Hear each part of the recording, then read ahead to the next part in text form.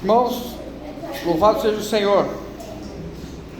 Vamos abrir então em Hebreus capítulo 2, versículo de 1 a 4.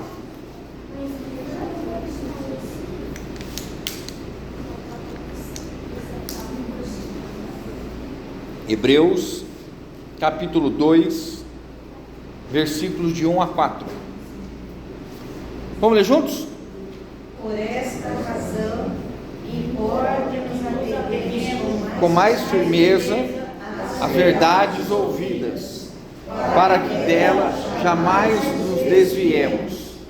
Se, pois, se tornou firme a palavra falada por meio de anjos, e toda transgressão e desobediência recebeu justo castigo, como escaparemos nós, se negligenciarmos tão grande salvação, a qual tem sido anunciada inicialmente pelo Senhor, foi-nos depois confirmada pelos que a ouviram, dando Deus testemunho juntamente com eles, por sinais, prodígios e vários milagres, distribuições do Espírito Santo, segundo a sua vontade. Pai Santo, nós estamos diante da Tua bendita palavra, estamos diante de uma palavra de exortação, uma palavra grave de advertência, que o Senhor encaminhou aos irmãos inicialmente em um determinado tempo da Tua igreja, e essa é uma palavra de advertência para toda a Tua igreja em todo o tempo, enquanto nós aguardamos a Tua vinda. Por isso, dá-nos um coração nessa noite, Senhor, um coração ensinável, dá-nos humildade para sermos iluminados pelo Teu Espírito Santo, e nos dá, acima de tudo, como diz a Tua palavra nesses versículos, um coração que se apegue de maneira indissolúvel da Tua palavra. Queremos agarrar a Tua palavra como nunca antes aconteceu conosco, Senhor. Por isso, Teu Espírito Santo nos ilumine. Amém. Irmãos, nós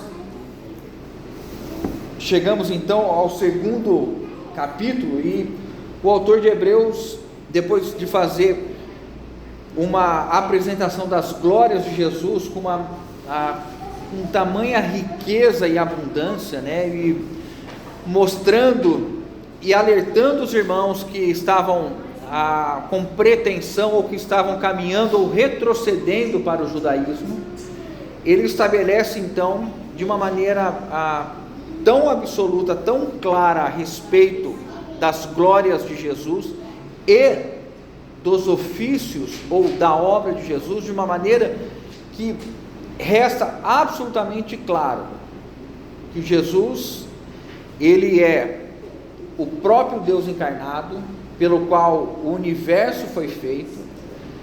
Ele é o herdeiro de todas as coisas, não é? O resplendor da glória de Deus. Ele é da mesma substância, Ele, na verdade, manifesta de uma maneira como ninguém, por ser o próprio Deus, sustenta todas as coisas pela palavra do seu poder, realizou a purificação dos pecados, ascendeu aos céus, foi entronizado, sentado à destra de Deus, ou da majestade, como o autor diz.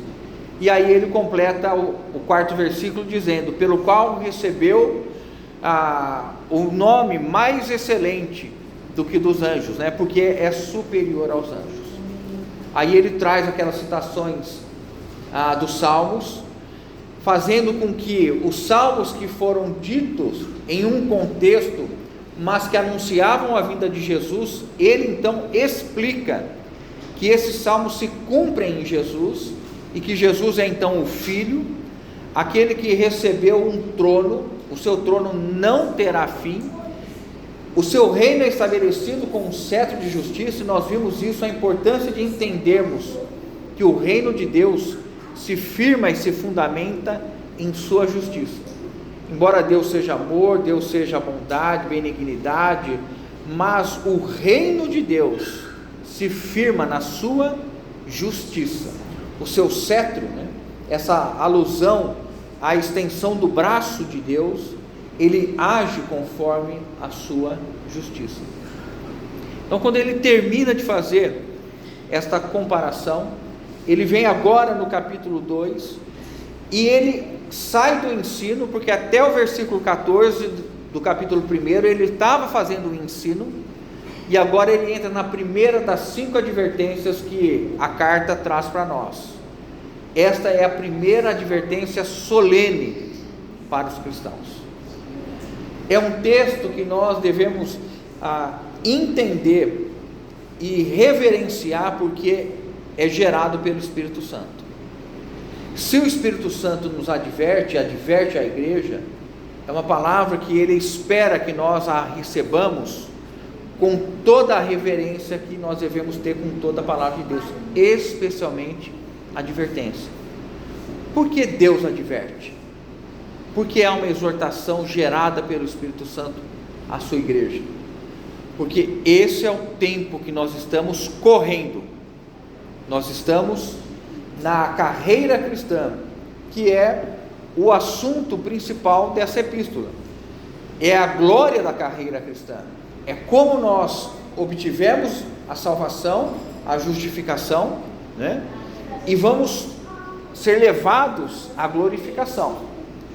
E nesse tempo que nós estamos, entre a justificação e a glorificação, nós vivemos a santificação, que diz respeito ao período da nossa corrida. E aqui nós temos então essa primeira advertência identificada pelo Espírito Santo. O que esses irmãos padeciam? Ou quais eram os riscos que eles estavam correndo? Esses versículos que nós lemos nos mostram claramente qual é a dificuldade que um cristão pode ter, ou qual é o descuido que um cristão pode ter. Ele fala aqui no primeiro versículo: por esta razão, ou seja, por tudo que foi dito até agora, importa que nos apeguemos com mais firmeza às verdades ouvidas, para que delas jamais nos desviemos. Então há uma razão da advertência. Jesus é o Filho de Deus, o Senhor Todo-Poderoso, seu reino é eterno, Ele é aquele que detém e sustenta todas as coisas, cuida de todas as coisas, e Ele é superior a tudo. Ele tem um reino, e diante deste cenário, e aí nós vimos que este reino, e na atividade do Senhor, destruir todos os seus inimigos, Ele utiliza a igreja, e a igreja está nesse contexto de reino dos céus, reino do Senhor, e aí Ele traz então um risco para quem? Para nós, cristãos. Qual é o risco? Reconhecendo e sabendo quem é Jesus, e tudo aquilo que está envolvido, nós tenhamos uma conduta de descuidar daquilo que é nos anunciado, que é nos transmitido, a palavra a nós enviada. Quando ele diz, por essa razão importa que nos apeguemos com mais firmeza, ele está dizendo, a palavra está entre vocês, a palavra circula entre vocês. Eles não careciam do conhecimento da palavra. Nós temos carência do conhecimento da palavra, irmãos? Hoje nós temos carência do conhecimento da palavra. É claro que quando a gente pergunta assim, nós não estamos falando se nós conhecemos tudo e temos compreensão de toda a revelação de Deus. Não, é o sentido daquilo que nós temos recebido. É necessário para nós reconhecermos Jesus como nosso Senhor, como nosso Salvador, a sua obra realizada, a sua igreja que foi gerada, estabelecida em Pentecostes, que o Senhor virá a sua segunda vez, trará com Ele a recompensa para aqueles que estão no corpo, portanto a nós, e seremos recompensados segundo o bem ou o mal que tivermos feito por meio do corpo. Falta-nos compreensão de quem é Jesus? Falta-nos compreensão da edificação da igreja? Não. A palavra está entre nós. Nós corremos risco, como os hebreus correram, ou como os irmãos, a primeira audiência, eles correram? Corremos. Qual é o risco de todo cristão, irmãos? É não ter uma reação adequada e uma conduta adequada à palavra que é de Deus. Então, quando ele parte desse pressuposto, ele está dizendo assim: uma vez que Deus agora fala pelo Filho, nós temos compreendido, temido, reverenciado e obedecido a palavra do Filho. Se Deus fala hoje pelo Filho, então nós temos a palavra de Deus dada a nós. Como nós temos nos portado diante desta palavra? E aí ele traz e complementa o seu pensamento da seguinte maneira: porque há um risco de nós ouvirmos e permitirmos que ela se afaste de nós, a verdade, ou o ensino ouvido. O irmão utiliza aqui, o autor de Hebreus utiliza pelo Espírito Santo a ideia, essas duas palavras, importa e desviemos, traz a ideia de um barco que tem intenção de chegar a um porto, ou um barco ancorado, que ele é solto da sua amarra, da sua ancoragem, e aí pouco a pouco ele vai se desviando do porto. Alguém, quando retira a amarra do barco que está ancorado, e aí naquela maré que você olha e fala: ixi, um barco desse tamanho não vai nunca sair daqui. Aí pouco a pouco, ondinha após ondinha, e daqui a um tempo ele ficou à deriva, se distanciou. Então, o que o irmão está dizendo aqui, que a palavra que está dada a nós, cristãos, ela precisa ter uma atitude nossa, diligente, intencional, de agarrarmos esta palavra e trazermos para perto de nós. Ou, se nós tivermos um pensamento ao contrário, é quando você vê que o barco está distante e a maré começa a ficar agitada, você traz o barco para mais próximo, ou até mesmo recolhe o barco do mar, para não correr o risco deste mar agitado levar distante.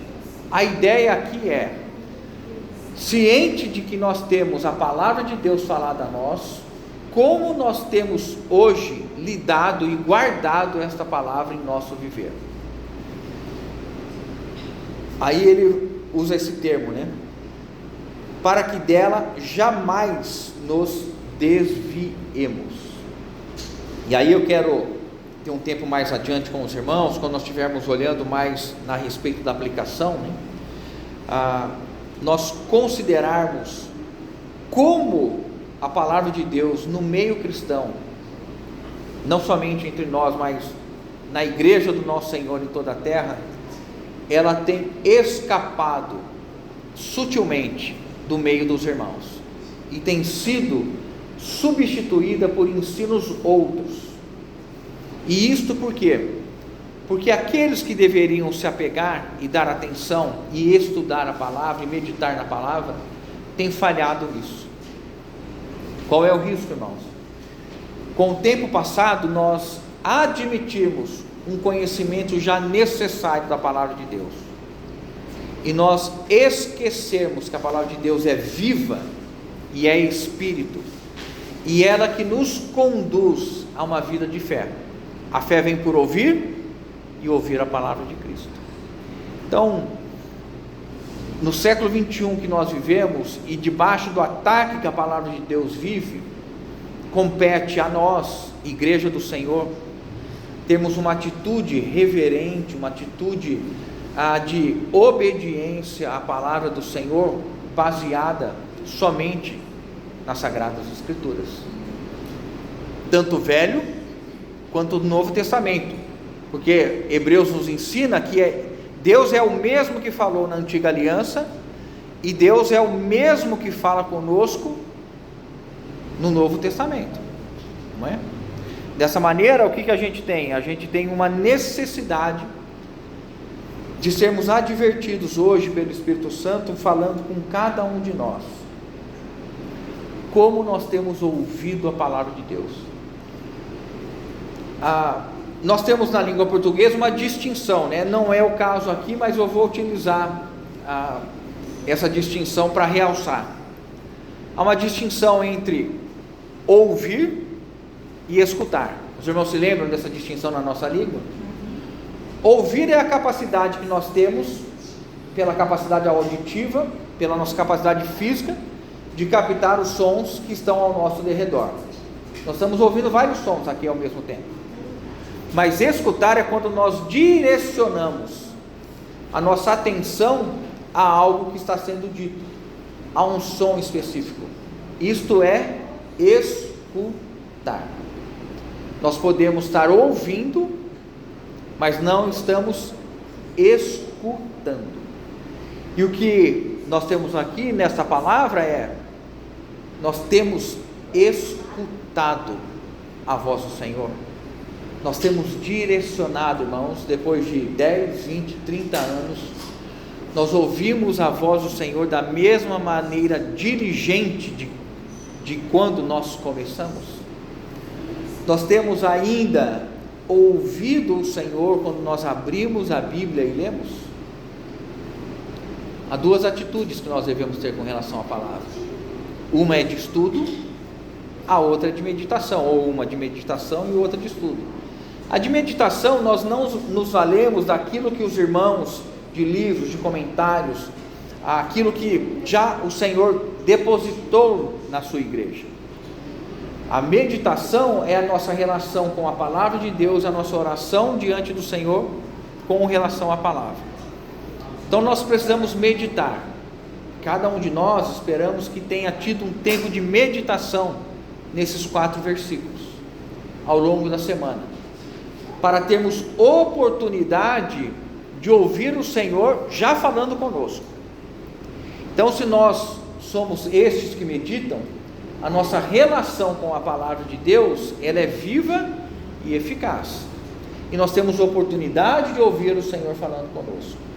Uma outra atitude que todo cristão deve ter é estudo da palavra, e aí nós nos valemos não só da meditação, o primeiro passo, mas de todos os meios e recursos que nós temos para ter uma compreensão ampla e entendermos aquilo que Deus já deu para a igreja por meio dos irmãos. Aí nós nos valemos de comentários, de Bíblia de estudo. É bom, irmãos, importante, até mesmo necessário, nós termos bons materiais de apoio, de estudo, para nós progredirmos no conhecimento de Deus, né? Nós temos uma humilde biblioteca com bons livros, mas nós devemos ter, cada um de nós, comprar uma boa Bíblia de estudo, não é? Isso nos ajuda muito, irmãos, a compreendermos contexto histórico, geográfico, político da época, para quem a carta, a epístola, o texto, o livro foi direcionado.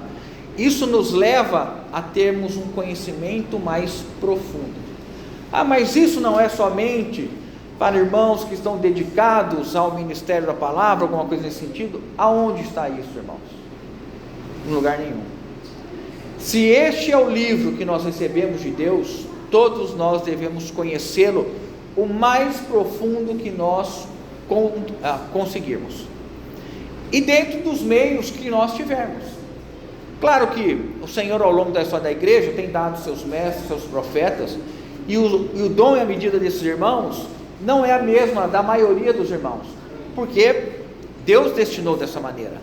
Mas aquilo que nos compete com relação à palavra de Deus, nós devemos ser esses que se apegam, que agarram, que trazem a palavra mais perto, para sermos influenciados, iluminados, dirigidos pela palavra do Senhor. Então, se nós tivermos lido ou não lido esses 4 versículos, nós temos uma compreensão a partir do que está sendo exposto. Se alguém já veio com uma meditação, certo que Deus já deu algo para o teu coração, para a tua vida, e você já estava experimentando uma direção do Senhor. O versículo 2, ele segue dizendo o seguinte: antes, irmãos, vou aqui pedir para os irmãos, para nós lermos Deuteronômio 6, de 4 a 9. Deuteronômio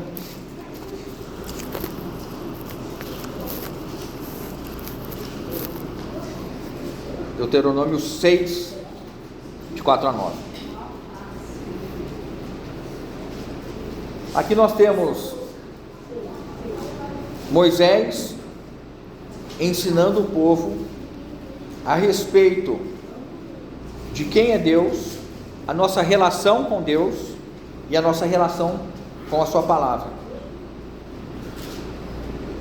O versículo 4, irmão Marcelo, como que é dito nos judeus? É o Shema, né? Esse versículo 4 é na verdade, alguns comentaristas até dizem assim, é o credo de Israel, é aquilo que se crê, que todo judeu que segue a Torá, ele crê nessa verdade. Então o que Moisés diz? Ouve, Israel, o Senhor nosso Deus é o único Senhor. Amarás, pois, o Senhor teu Deus de todo o teu coração, de toda a tua alma e de toda a tua força. Essas palavras que hoje te ordeno estarão no teu coração. Tu as inculcarás a teus filhos, e delas falarás assentado em tua casa, andando pelo caminho, ao deitar-te, ao levantar-te. Também as atarás como sinal na tua mão, e te serão por frontal entre os olhos, e as escreverás nos umbrais da tua casa e nas tuas portas. Aqui nós podemos aplicar hoje, tudo aquilo que a palavra de Deus foi acrescentada pelo Novo Testamento. Se essa era uma verdade já para a palavra do Senhor no Antigo Testamento, quanto mais agora no que diz respeito ao Novo Testamento e à verdade da salvação que nós vamos ver, a glorificação e a vinda do Salvador, do nosso Senhor Jesus, a segunda vez. Então, rapidamente, irmãos, para nós sermos confrontados, qual tem sido a maneira, ou como nós temos lidado com a palavra de Deus nos nossos dias, no que diz respeito a esse ensino que mostra que em todo lugar e a todo tempo é a palavra de Deus que deve ocupar o nosso coração. Quando é dito assim, de manhã até a noite, do levantar ao sentar-se, ou seja, é em todos os momentos, em todas as circunstâncias. Estas palavras que hoje te ordeno estarão no teu coração. Se questione, irmão, se até hoje ou hoje ainda toda a palavra do Senhor ocupa o teu coração, e se nós obedecemos a palavra do Senhor ainda hoje, ou se nossos ouvidos se tornaram seletivos, que é um risco que a igreja do Senhor corre, selecionar palavras que nos agradam, selecionar palavras que nos trazem uma boa visão. Quando nós nos propusemos a estudar de modo sequencial a palavra de Deus, isso foi uma grande bênção para nós, irmãos, porque nós não temos como escolher assuntos, nós não temos como pular esses 4 versículos de admoestação, porque nós poderíamos ir até o 14 de maneira maravilhosa e pularmos, porque falar de exortação, ser confrontado, vamos deixar isso. Mas quando nós estamos diante da palavra expositiva, sequencial, nós somos obrigados a nos sujeitar àquilo que Deus tem falado.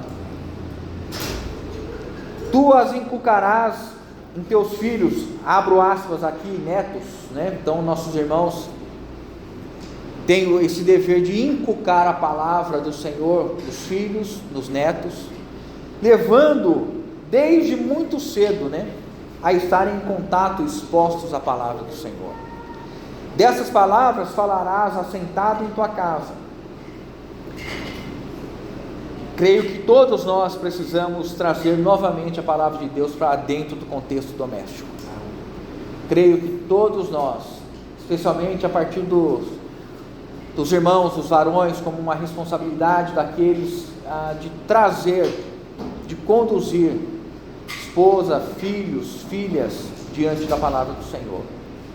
Nós temos que nos questionar se hoje a palavra de Deus tem habitado dentro de casa. E as irmãs, na sua missão de cooperadora, de auxiliar, se tem fortalecido os irmãos e tem cooperado para que a palavra de Deus esteja operando, sendo vivida dentro de casa.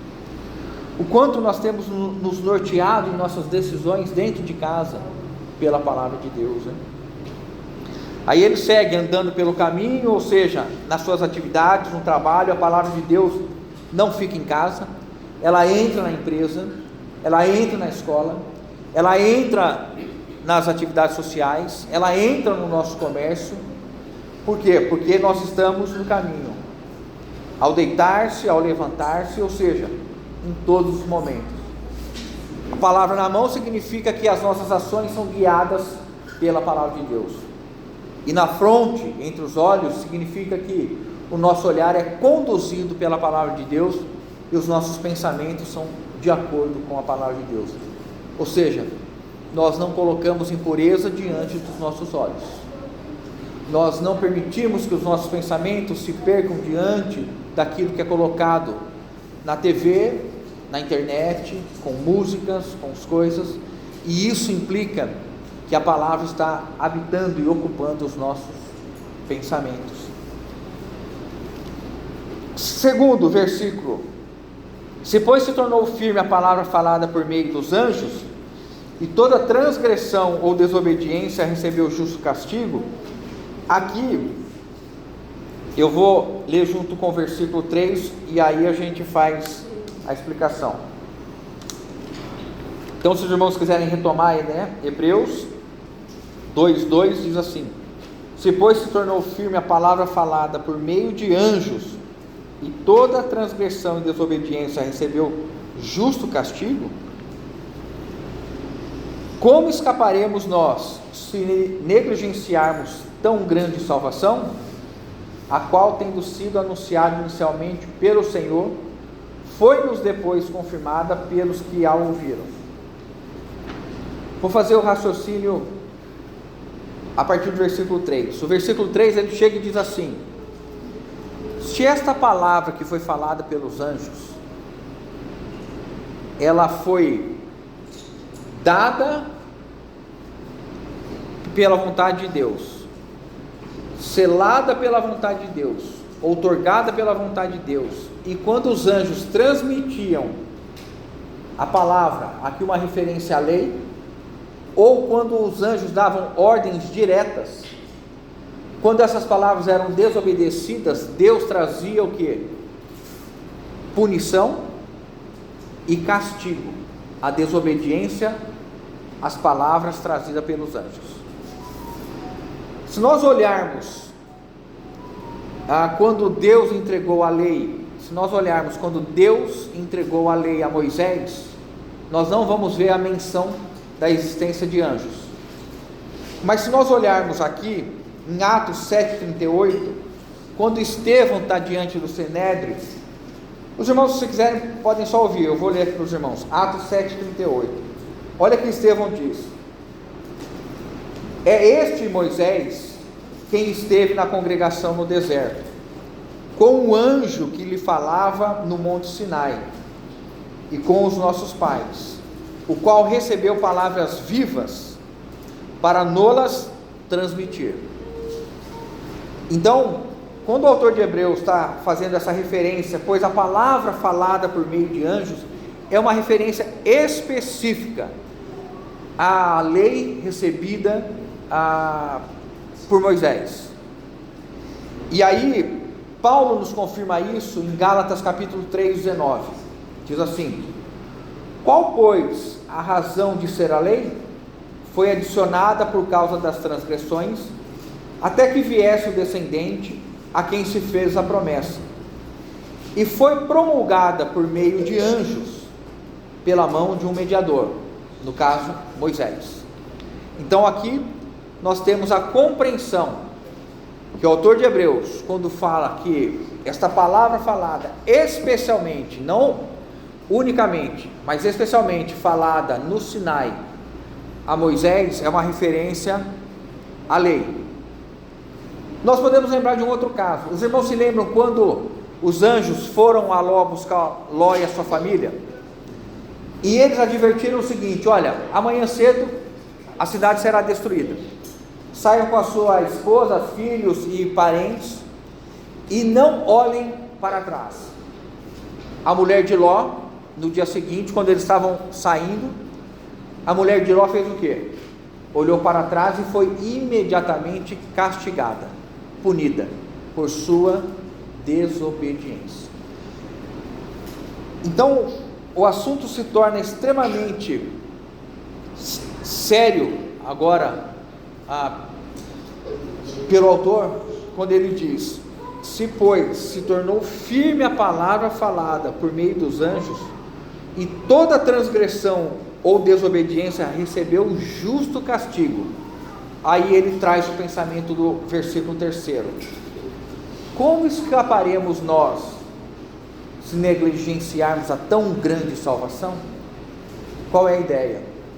Se a desobediência à lei, ou a desobediência àquilo que os anjos deram na antiga aliança, geram punição, geram castigo, imagine a palavra falada pelo Filho, imagine a salvação, a redenção trazida a nós. Como nós poderemos escapar de sermos punidos se nós permitirmos que o barco fique à deriva e vá se distanciando de nós? Se nós permitirmos que a palavra do Senhor deixe de ocupar e agir em nossos corações? Como nós poderemos escapar de uma punição? Como que nós poderemos deixar de sermos disciplinados pelo Senhor? Poderemos, irmãos? A meios? Não.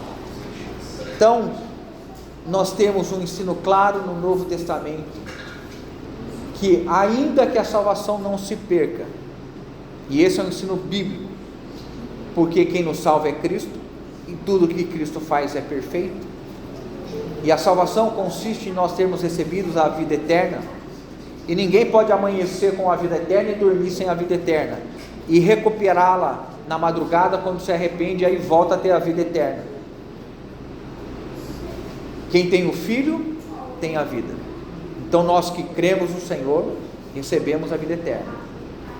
Agora, nós estaremos livres de sermos punidos, disciplinados, castigados, se nós hoje, após termos recebido o Espírito Santo e a salvação, a redenção, nós seremos isentados da disciplina, do castigo, se nós não vivermos uma vida que honre e glorifique o nome do Senhor?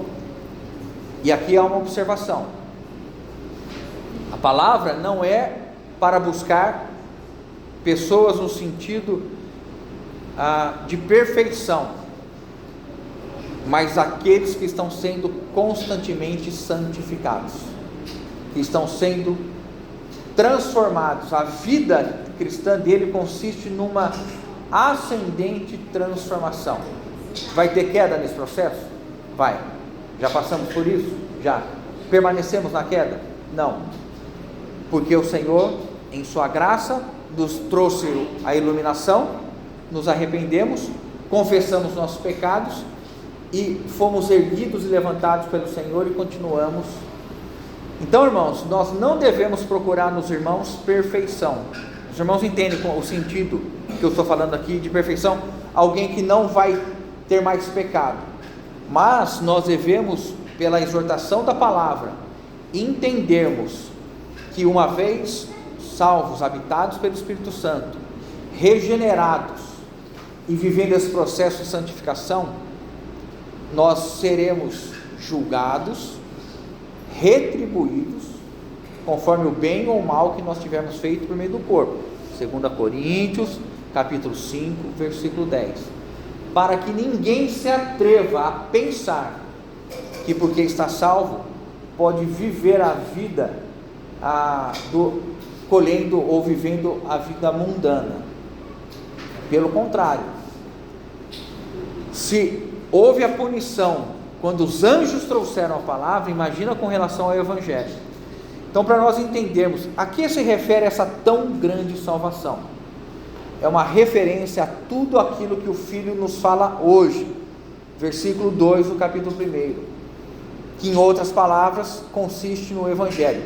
Tão grande salvação é o Evangelho do nosso Senhor, é também, numa condição de ampliação, o Novo Testamento. Então o Filho nos fala, o Espírito foi outorgado, Pentecostes aconteceu, homens de todas as línguas, povos, nações, toda a carne recebeu o Espírito Santo, fomos regenerados, o Espírito que é santo está em nós. Qual é a obra que Ele está realizando hoje em nós? Santificação, que consiste em nós sermos conformados à imagem de Jesus. E quando isso terminará? Com a glorificação, que o último estágio, quando nós receberemos, num piscar, num abrir e fechar de olhos, nossos corpos serão glorificados. Nesse processo é que nós estamos sendo advertidos.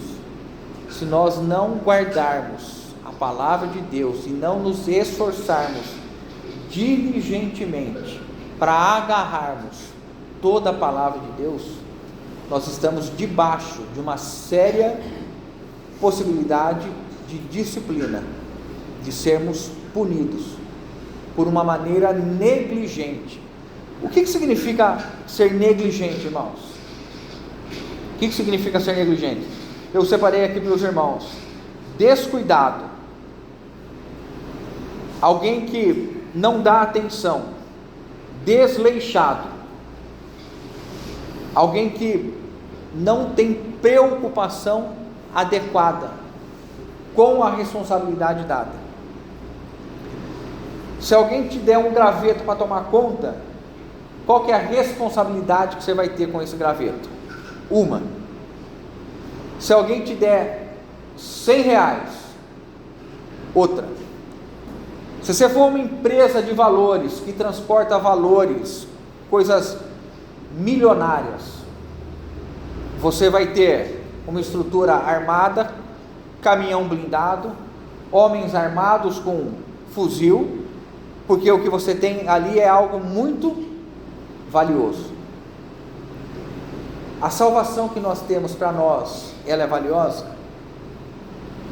Nós temos tido compreensão do preço desta salvação?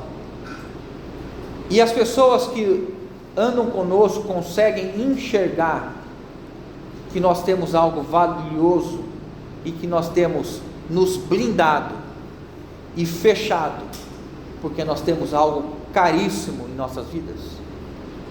Por isso que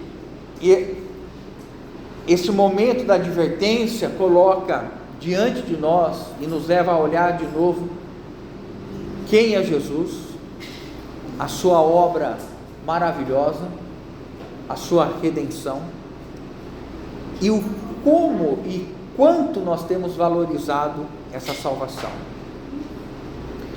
O que tem ou o que pode alcançar o nosso coração nesses dias, se nós tivermos uma visão restaurada e renovada da grande salvação, o preço do Evangelho. Qual é o preço do Evangelho, irmãos? Quando Paulo se viu diante do nosso Senhor Jesus Cristo e diante do conhecimento do nosso Senhor, qual foi a reação deste irmão? Considerar tudo como refúgio. Mas, irmãos, de certa maneira, nós nos acomodamos em entender que essa é uma experiência de Paulo, e nós não temos ousado avançarmos no sentido de orarmos: Senhor, eu quero ter uma experiência de considerar tudo como refúgio para conhecer ao Senhor. Porque talvez nós não tenhamos sido advertidos, segundo a palavra de Deus, que toda desobediência será punida, toda desobediência será disciplinada, e que por isso nós devemos nos agarrar com firmeza à palavra, que tem poder para nos gerar uma mudança de comportamento ainda hoje. Depois de 50 anos seguindo ao Senhor, nós precisamos recomeçar a escrever a nossa história a partir de um ponto novo, um ponto de uma nova oração, de consagração, uma nova oração de recomeço com o Senhor, para que, olhando para trás, nós possamos ter a certeza de que o sacrifício de Jesus na cruz não foi em vão na nossa história. O autor aqui vai terminar o capítulo 13 dizendo assim: vocês devem olhar os guias que vocês tiveram e qual foi o final da vida deles, porque eles guardaram o testemunho até o final da vida. Triste será, irmãos, se nós corrermos anos a carreira cristã e perdermos o fôlego da consagração, da renovação, da vivificação, e nos acomodarmos a viver uma vida cristã ritualística, formal, regular, sem poder, sem alegria, sem gozo, sem avivamento, sem o poder do Espírito Santo. Por isso a advertência, ela fala o seguinte para nós: olha, esta palavra foi anunciada inicialmente pelo Senhor e foi depois confirmada pelos que a ouviram. E aí o versículo 4, o que ele nos diz? Dando Deus testemunho juntamente com eles, por sinais, prodígios e vários milagres, e por distribuições do Espírito Santo segundo a sua vontade. Então a coerência do pensamento é: já agora que nós estamos diante da palavra do Senhor, e aqui é a primeira vez que o autor se refere a Jesus como Senhor, até então ele vinha falando dele como filho, mas agora aqui no versículo 3, ele diz assim: a qual tendo sido anunciada pelo Senhor. Então o filho mencionado no versículo 2 é o Senhor, o mesmo que recebeu o trono eterno, que está à destra da majestade. E agora ele diz assim: Jesus anunciou o Evangelho, as boas novas da salvação. Arrependei-vos, pois está próximo o reino dos céus. Os apóstolos, é a referência que ele fala, né? Inicialmente pelo Senhor, foi-nos depois confirmada pelos que a ouviram. Quem são esses que a ouviram? Os apóstolos. Jesus anunciou a palavra, os apóstolos depois deram sequência à propagação do Evangelho, continuaram levando o Evangelho. Agora ele diz o seguinte, é interessante, irmãos, que o escritor ele se coloca neste grupo que recebeu a palavra dos apóstolos, ou seja, aqui nós já excluímos que o autor de Hebreus seja um dos apóstolos. Ele diz que recebeu, como eles, a palavra vinda dos que estavam com Jesus. Ele não foi um dos que esteve e andou com Jesus, mas ele também creu no Senhor, não porque ouviu Jesus, não porque ouviu os apóstolos, ou melhor, não porque esteve com os apóstolos, mas porque foi ensinado pela palavra apostólica. E aí ele diz assim: quem confirmou esta palavra trazida pelos apóstolos? Aí o versículo 4: dando Deus testemunho juntamente com eles. Então a palavra de Jesus foi testificada, atestada, corroborada por Deus, quando Jesus fazia os sinais e milagres. Os irmãos se lembram que Pedro começou testemunhando de Jesus em Atos, falando, vou ler aqui para os irmãos, Atos 2:22, varões israelitas, atendei a essas palavras, Jesus o Nazareno, varão aprovado por Deus diante de vós, com milagres, prodígios e sinais, os quais o próprio Deus realizou por intermédio dele entre vós, como vós mesmos sabeis. Então, naquele momento que Jesus veio, para que os judeus pudessem crer, como que Deus testemunhava que ele, Deus, estava com Jesus? Não somente pela sabedoria e poder no ensino, mas pela realização de sinais, milagres e prodígios feitos pelo nosso Senhor. E depois, como que Jesus atestou que era com os apóstolos, ou como que Deus atestou que eram com os apóstolos? Fazendo com que os apóstolos realizassem sinais, prodígios e milagres. Pedro fez milagres. Lembra na porta formosa, acho que era Pedro e João, né? Prata nem ouro te dou, mas o que eu tenho, recebe em nome de Jesus, né? Levanta-te e anda. O livro de Atos nos diz que a sombra de Pedro curava, e as pessoas faziam o quê? Traziam os doentes, colocavam à beira do caminho, para que quando Pedro passasse, a sua sombra curasse. Pedro ressuscita Dorcas, Paulo ressuscita, Paulo faz milagre. Paulo e Barnabé foram chamados de Júpiter e de um outro deus, era Júpiter e Mercúrio, quando eles fizeram milagres. Então o autor está dizendo assim: esta palavra dita pelo Senhor, transmitida pelos apóstolos, foi atestada por Deus, porque esses homens, incluindo Jesus, todos fizeram sinais e milagres. Como que então haverá negligência diante desta palavra que nos dá tão grande salvação? E aí ele traz algo maravilhoso, né, irmãos? Ele diz assim: e não somente os sinais, prodígios e milagres, mas houve distribuição do Espírito Santo. Agora eu queria ler com os irmãos, do Espírito Santo segundo a sua vontade. 1 Coríntios 12, diz assim, 1 Coríntios 12, 7 a 11. 1 Coríntios 12, o versículo 4, depois a gente vai para o 7 ao 11. 1 Coríntios 12, 4. Ora, os dons são diversos, mas o Espírito é o mesmo.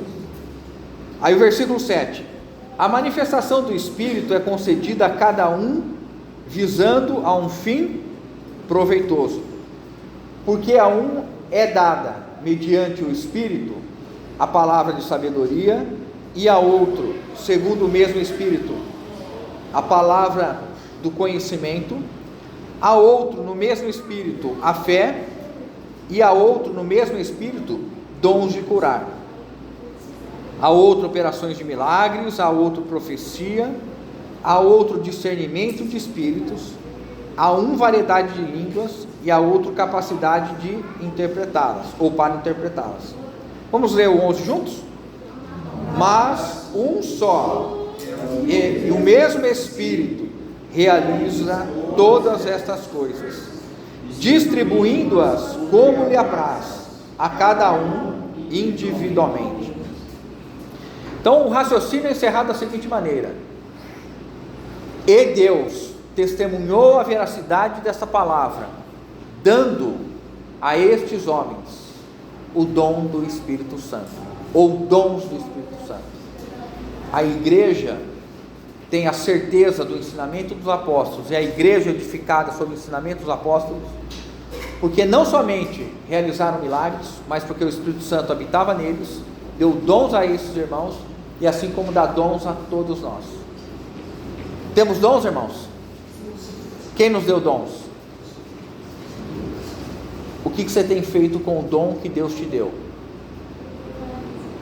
Tem enterrado? É mais fácil enterrar o dom? É menos desgastante? Porque é dessa maneira que o pensamento ele é concluído. E aí, na semana que vem, se Deus permitir, nós vamos ver isso.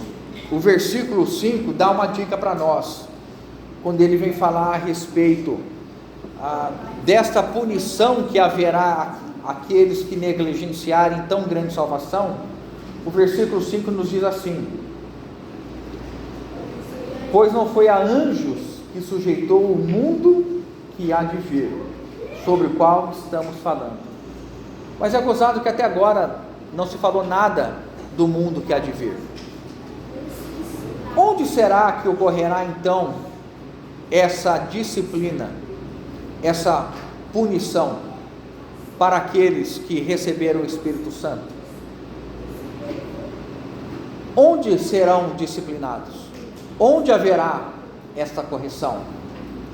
Nós temos um indicativo quando ele diz assim, a respeito do mundo do porvir que nós estamos falando.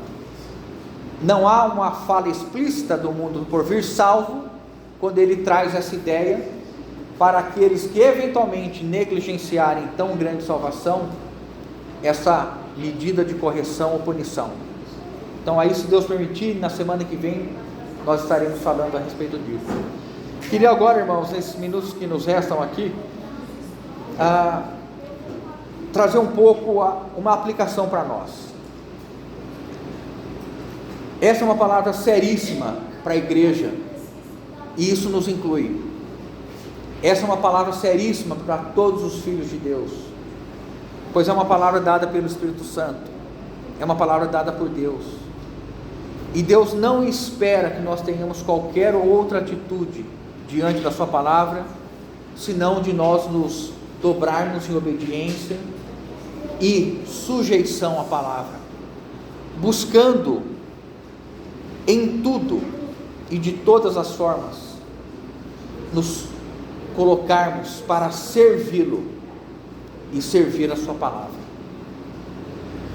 Quando a palavra de Deus é relativizada hoje pelas inúmeras correntes humanas que estão dentro do seio da igreja, liberalismo, humanismo, secularismo, um sincretismo religioso, pega um pouco disso, pega um pouco daquilo, uma tendência a voltar ao judaísmo, uma busca pelo consumismo, buscar a Deus para que Deus dê as coisas. Isso vai entrando aos poucos, se nós não tivermos um coração desesperado para nós honrarmos com a nossa vida a tão grande salvação, e estarmos dispostos a carregarmos a cruz todos os dias, para que nós possamos viver de um modo digno e agradável diante do Senhor. E uma das abordagens que pode ser feito, é algo que eu penso ser importante, é que nesse processo de santificação e nesse processo de conformação à imagem de Cristo, Deus nos introduz em uma congregação, e no viver congregacional nós temos sido desafiados a amarmos os irmãos e a vivermos uma relação de maturidade baseada no amor e não nas afeições naturais. Mas o custo de viver uma vida congregacional, ele exige a crucificação de cada um de nós, para que nós experimentemos morte e o outro experimente vida. Essa é a experiência do apóstolo Paulo. Eu experimento morte para que vocês experimentem vida. Se numa vida de assembleia, comunidade, nós não assumirmos compromisso uns com os outros de corrermos a carreira e nos dedicarmos a sermos fielmente companheiros dos irmãos, nós estaremos negligenciando a tão grande salvação. Por quê, irmãos? Quando nós nos tornamos membros do corpo, nós deixamos o individualismo, a capacidade de pensarmos somente em nós, e fomos levados e devemos ser levados a pensar no bem dos irmãos. Há um texto que eu queria utilizar uma abordagem, ele pode soar até um pouco forte, mas os irmãos, creio que a graça do Senhor vão entender. Em Gênesis 38, um dos filhos de Judá, ou Judá, tem 3 filhos, e o primeiro filho de Judá morre, e ele está casado, e ele não tem filho. O liverato, que era aquela responsabilidade do irmão casar-se com a cunhada, para suscitar descendência quando havia falecido o marido, e não tinha descendência. Este irmão casaria-se com a cunhada, suscitaria descendência, e seria responsável por cuidar da cunhada, provê-la. O segundo filho de Judá, o nome dele é Osã. Ele sabe que o filho gerado não seria dele, e todas as vezes que ele coabitava, diz o texto, que ele lançava o sêmen na terra. O que isso diz? Alguém que tinha o interesse no prazer, no bem-estar, em ser beneficiado naquela relação, mas não queria se comprometer com a responsabilidade de prover, de se entregar, de gerar descendentes. De certa maneira, irmãos, a relação nossa entre os irmãos exige uma responsabilidade nossa de morrermos, de nos entregarmos, de assumirmos responsabilidade na vida dos irmãos, de assumirmos provisão na vida dos irmãos e gerarmos Cristo. Os irmãos entendem, né? Na vida dos irmãos, produzirmos Cristo. Isso faz parte de nós honrarmos tão grande salvação. Que se o grão de trigo não morrer, fica ele só, mas se morrer, dá muito fruto. Se nós não tivermos um clamor ao Senhor, para nós entendermos vida congregacional e importância de nos amarmos com maturidade e assumirmos responsabilidade da vida dos irmãos, assumirmos os irmãos da maneira e com caráter, com comportamento, com temperamento que tem, e não selecionarmos segundo a nossa preferência, nós seremos esses que buscam na relação benefício próprio, mas não tem compromisso de edificação, de gerar Cristo. E aí a relação é uma relação de parasitismo. Vou me alimentar dos irmãos para me beneficiar. Quando nós devemos ser esses, nós estamos dispostos a assumir compromisso na vida dos irmãos. Os irmãos saberem que em todo e qualquer momento há uma assembleia comprometida com ele, disposta a entregar tudo para que ele complete a carreira de modo vitorioso, porque nós compreendemos que maturidade da vida cristã consiste em assumir responsabilidade numa comunidade, para que todos nós cheguemos ao pleno conhecimento do Filho de Deus, à medida da estatura da sua varonilidade, não é? Senão, irmãos, nós podemos gerar em uma assembleia um grupo pequeno de irmãos maduros, que assumem compromisso, que assumem serviço, que estão envolvidos com as coisas, que visitam, que estudam a palavra, que chegam antes, que participam das reuniões, que vão visitar, mas a grande maioria, acomodados, estão tiçoantes, não estão vivendo uma vida geracional, uma vida de compromisso, de maturidade. Você é meu irmão, eu não preciso gostar de você, eu preciso aprender a sofrer e suportar tudo por você, custe o que custar, e vai custar tudo, irmãos. Então, é nesse sentido, né, eu peguei essa abordagem, porque é um dos temas de Hebreus 10, não deixemos de congregar, uma relevância enorme que essa epístola dá à questão de viver a vida assemblear, viver a vida de comunidade, congregacional, na plenitude que ela exige, a entrega, a oferta dos dons, dos ministérios, para servirmos uns aos outros, né? Que o Senhor possa nos conduzir e trazermos cada vez mais a compreensão de que nós estamos vivendo hoje de uma maneira que há muita responsabilidade, há um compromisso muito grande, e Deus espera que nós tenhamos maturidade para compreender isso, dado o tempo decorrido da nossa conversão. Vamos orar, irmãos?